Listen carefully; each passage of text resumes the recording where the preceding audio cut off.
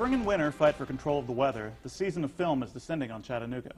With several film festivals and events happening between the end of February and the 1st of April, there's never been a better time for a film fan.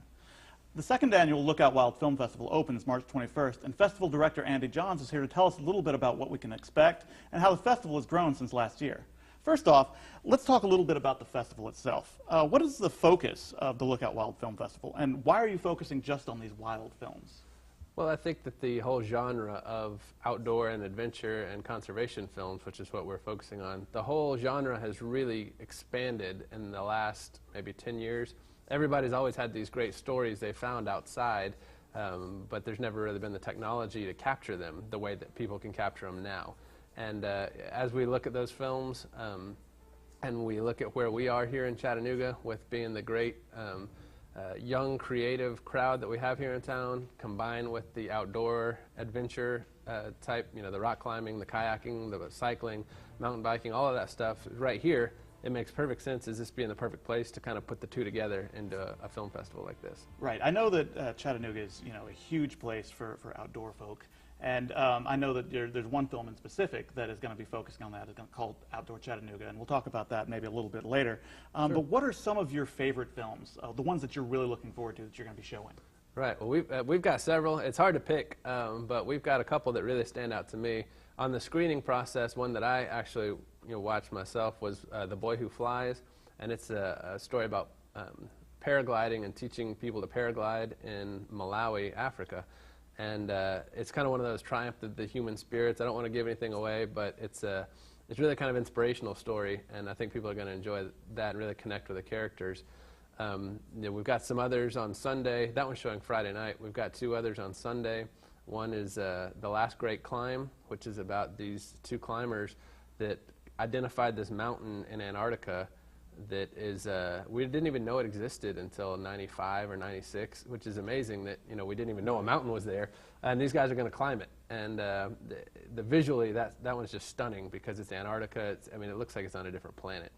And then the third one that's probably one of my favorites closes the festival on Sunday afternoon, and it's called Congo, the Great Inga Project. And it's about a group of kayakers that go through literally the world's biggest rapids on the Congo River. And it's 80 minutes long, and I told people that anytime it starts to feel like it's a little slow, somebody almost dies. Right, so that, you've got that to bring you right back into it. So I think folks are really going to be excited by those films, but then also for those of us with mild cases of ADD, the shorts, 5 to 15 minute shorts tell some great stories as well. Yeah, I'm really looking forward to the Antarctica one. It's really fascinating how little we know about that continent. You're right. The fact that there could be a mountain there that we've never heard of before, and the fact that you get to see that just sounds really, really amazing. I know that there's a project that you guys are working with, the first part of the festival. Can you tell us a little bit about that? Sure. Thursday night before the festival is the Local Hero Project, and it's something a group had started putting together last year, and we were kind of putting these two events on. And by the time we found out about each other last year, it was too late to get together. But this year we've kind of joined forces, and theirs are all focusing on 3-minute local outdoor adventure films. So you or I or anybody could just go out with a GoPro or whatever it is that we use for a camera. It has to be HD, and it has to be about 3 minutes long or shorter.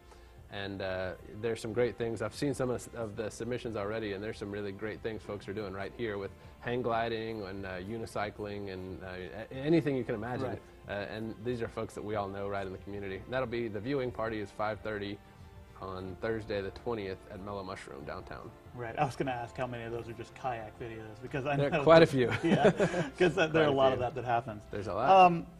Is there anything exciting that you wanted to tell us about just before we finish up? Sure. Well, I think what folks are going to be surprised by is the stories and the characters in these movies. And I think a lot of folks think of these, they think of the clips of kayaking, techno music with a guy going off the waterfall kind of a thing. But I think when folks, the feedback we heard last year and what we're expecting this year is just the way the stories move people in the crowd. And that's always rewarding to us and really adds something to it to have that audience to share this experience with at the film festival, aside from watching the clip elsewhere. Great. We're really looking forward to see this. It's March 21st. Andy Johns, Lookout Wild Film Festival. Thanks very much for having me. Thanks for being here. And of course, you can check out the Lookout Mountain Wild Film Festival at their website or Facebook pages. You're looking at it right now.